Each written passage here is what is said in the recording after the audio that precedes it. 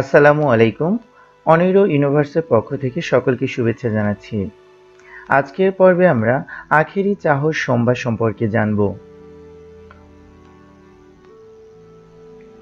আখেরি চাহর সম্ভা মূলত আরবি ও ফার্সি বাক্য। প্রথম শব্দ আখেরি আরবি ও ফার্সিতে পাওয়া যায়, যার অর্থ হলো শেষ। ফার্সি চাহর শব্দের অর্থ হলো সফর মাস এবং ফার্সি সম্ভা শব্দের অর্থ হলো বুধবার। অর্থাৎ আখেরি চাহর সোমবার অর্থ দাঁড়ায় সফর মাসের শেষ বুধবার। দিনটিকে মুসলিম উম্মাহ খুশির দিন হিসাবে জানে এবং খুশির দিন হিসাবেই উদযাপন করে থাকে।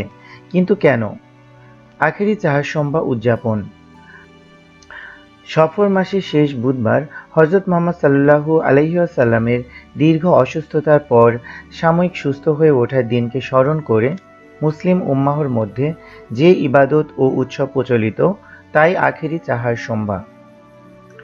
বাংলাদেশ সহ বিশ্বের অনেক দেশের মুসলিমরা রাষ্ট্রীয় ও ব্যক্তি উদ্যোগে এ উৎসব ইবাদত যথাযথ ধর্মীয় ভাব গাম্ভীর্যের মাধ্যমে পালন করে থাকেন। পার্শ্বিক প্রভাবিত অঞ্চল সহ ভারতীয় উপমহাদেশের দেশ ও অঞ্চলগুলোতে বহু যুগ ধরে আখেরি চাহার সোমবার ইসলাম ও মুসলিম সংস্কৃতির অন্যতম অনুষঙ্গ হিসেবে পালিত হয়ে আসছে।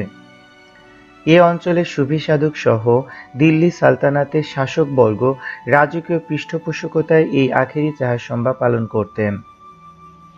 তবে বিশ্বব্যাপী দিনটি একযোগে যথাযথভাবে পালিত না হওয়ার কারণে বর্তমান সময়ে অনেকেই আখেরি চাহার সোমবার উদযাপন ও তাৎপর্য নিয়ে প্রশ্ন তোলেন। তাদের দাবি আখেরি চাহার সোমবার পালনের বিষয়ে হাদিসের কোনো দলিল নেই কিংবা পরবর্তী সময়ে সাহাবায়ে কেরামও এ দিনটি খুশির দিন হিসাবে উদযাপন করেছেন বা প্রতি বছর দান সাদকা করেছেন এমন কোনো সুনির্দিষ্ট তথ্য নেই। তাই অনেকেই মনে করেন যে যেহেতু সাহাবায়ে কেরামদের যুগ ও পরবর্তী সময়ে তা ছিল না, সেই হিসাবে আখেরি চাহার সোমবার ঘটা করে পালনের কোনো যৌক্তিকতা নেই। তবে পৃথিবীর সব অঞ্চলে মুসলমানরা যথাযথ ধর্মীয় ভাবগাম্ভীর্যের সঙ্গে দিনটি পালন না করলেও উপমহাদেশের অনেকে এ দিনটিতে ইবাদত করে অথবা দান খয়রাত করেন। তাই অনেকে মনে করেন উপলক্ষ যাই হোক, আখেরি চাহার সোমবার উপলক্ষে যদি কেউ নফল নামাজ পড়েন, আল্লাহর নামে গরিব দুঃখীর মাঝে দান খয়রাত করেন, তবে ব্যক্তি ও সমাজে প্রভূত কল্যাণ সাধিত হওয়া ছাড়া অকল্যাণের কিছু আছে বলে মনে হয় না। তাতে দোষের কিছু নাই, কারণ দানে ইবাদতে মানুষ পরিশুদ্ধ হয়, সম্পদ বাড়ে। আখেরি চাহার সোমবার কি? প্রকৃত সত্য হচ্ছে যে সফর মাসের শেষ বুধবার হচ্ছে আখেরি চাহার সোমবার। এটা কি তা অনেকেই জানেন না। এ সম্পর্কে সিরাত গ্রন্থ থেকে কিছু ইঙ্গিত পাওয়া যায়। তা হলো সিরাতে রাসূলুল্লাহ সাল্লাল্লাহু আলাইহি সাল্লাম গ্রন্থে ঐতিহাসিক ইবনে ইসহাক উল্লেখ করেছেন, সফর মাসের শেষ দিকে কিংবা রবিউল আওয়াল মাসের শুরুর দিকে হযরত মুহাম্মদ সাল্লাল্লাহু আলাইহি ওয়াসাল্লামের আল্লাহর সান্নিধ্যে যাওয়ার অন্তিম যাত্রার অসুখ হয়। এই সময় এক মধ্যরাতে তিনি গিয়েছিলেন বাকিউল গারকাদ অর্থাৎ জান্নাতুল বাকি কবরস্থানে। সেখানে মৃত ব্যক্তিদের জন্য তিনি মোনাজাত করেন। শেষ রাতে ঘরে ফিরে তিনি অসুস্থ হয়ে পড়েন। মুহাম্মদ সাল্লাল্লাহু আলাইহি ওয়াসাল্লামের ওই অসুখ যে তার মৃত্যুযাত্রার সূচনা ছিল তা তিনি বুঝতে পেরেছিলেন। হযরত মুহাম্মদ সাল্লাল্লাহু আলাইহি ওয়াসাল্লাম ও তার মুক্ত কৃতদাস হিবার কথোপকথন থেকেও বিষয়টি সুস্পষ্ট। মুহাম্মদ সাল্লাল্লাহু আলাইহি ওয়াসাল্লাম যখন মধ্যরাতে বাকিউল গারকাদ কবরস্থানে যান, তখন হিবাও সেখানে গিয়েছিলেন। হিবা বলেন, মুহাম্মদ সাল্লাল্লাহু আলাইহি ওয়াসাল্লাম আমাকে দেখে বললেন, আমাকে দুটো বিকল্পের একটি পছন্দ করতে বলা হয়েছে। এক নম্বরে ছিল এই জগতের সব সম্পদের ধন ভাণ্ডারের চাবি ও দীর্ঘ জীবন, অথবা দুই নম্বরে ছিল বেহেশত অর্থাৎ আল্লাহর দিদার এবং তাৎক্ষণিক বেহেশত। হিবা বলেন, আমি বললাম আপনি প্রথমটি পছন্দ করেন। তিনি বললেন, আমি দ্বিতীয়টি পছন্দ করেছি। অর্থাৎ মুহাম্মদ সাল্লাল্লাহু আলাইহি ওয়াসাল্লাম দুনিয়াকে বিদায় জানিয়ে মৃত্যুকে আলিঙ্গনের মাধ্যমে আল্লাহর দিদার লাভকে বেছে নিয়েছেন। আর এরই পরিপ্রেক্ষিতে তিনি অসুস্থ হয়ে পড়েন। ফলে ওই অসুখে তার জীবনাবসান হবে তা তার অজানা ছিল না। এ অসুস্থতায় আবিসিনিয়া থেকে ওষুধ এনে খাওয়ানো হলেও তার অবস্থার কোনো পরিবর্তন হয়নি।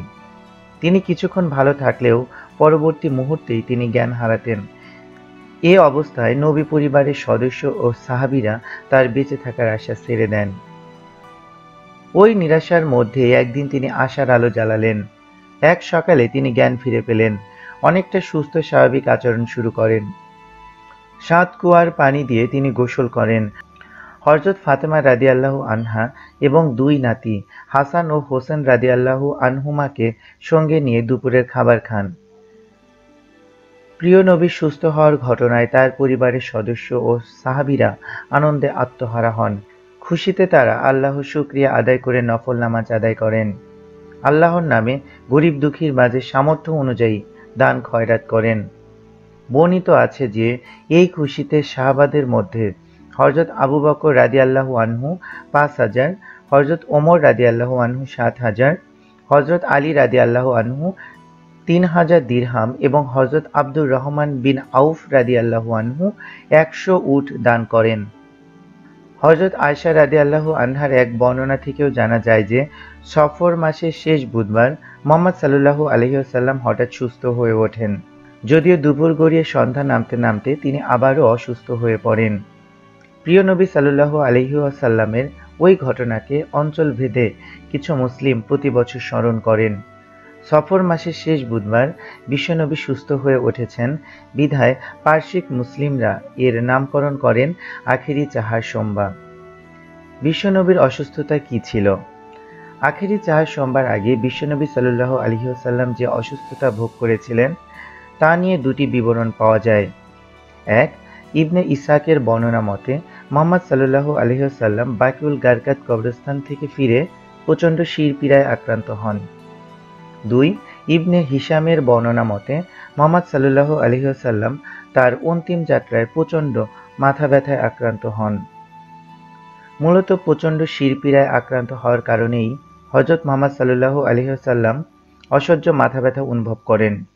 ওই মাথা ব্যথা এতটা মারাত্মক ছিল যে তিনি তার অন্তিম যাত্রার অধিকাংশ সময় অজ্ঞান ছিলেন। কখনো একটু সুস্থ হলেও আবার জ্ঞান হারিয়ে ফেলতেন। আখেরি চাহার সোমবার পালন করতেই হবে এমনটি নয়, তবে এটি নিয়ে বাড়াবাড়ি করার কিছু নেই। তাছাড়া প্রত্যেক আরবি মাসেই রয়েছে সুন্নাত ইবাদতের দিক নির্দেশনা। আবার আছে সাপ্তাহিক ইবাদতের দিক নির্দেশনা, যা পালনে রয়েছে অনেক মর্যাদা ও সওয়াব। যেমন প্রত্যেক সপ্তাহে জুমার দিনের ইবাদত, সোম ও বৃহস্পতিবারের রোজা পালন। আবার রাসূলুল্লাহ সাল্লাল্লাহু আলাইহি ওয়াসাল্লামের নিয়মিত আমল ছিল প্রত্যেক আরবি মাসের 13, 14 ও 15 তারিখে নফল রোজা রাখা, যাকে আইয়ামে বীজের রোজা বলা হয়ে থাকে। সুতরাং সফর মাসের বিশেষ কোনো ঘটনা বা উপলক্ষকে কেন্দ্র করে পক্ষ বিপক্ষ মতভেদ না করাই উত্তম। হাদিসের অনুসরণ ও অনুকরণে, নেক আমল ও ইবাদত বন্দেগীতে নিজেদের নিয়োজিত করলেই মিলবে অনেক সওয়াব। আল্লাহ তাআলা মুসলিম উম্মাহকে নেক আমলের প্রতি মনোযোগী হওয়ার পাশাপাশি অন্যায় কাজ থেকে ফিরে থাকার তৌফিক দান করুন। আমিন। এই ছিল আখেরি চাহার সোমবার বর্ণনা। আশা করি ভিডিওটি আপনাদের ভালো লেগেছে। পরবর্তী ভিডিও দেখার আমন্ত্রণ রইল। আসসালামু আলাইকুম।